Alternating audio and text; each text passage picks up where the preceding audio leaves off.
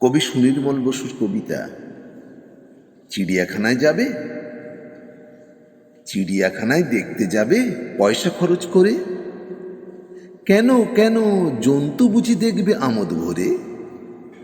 জন্তু যদি দেখবে দাদা, চুপটি করে থাকো, লোকালয়ের মাঝে পাবে, একটু নজর রাখো।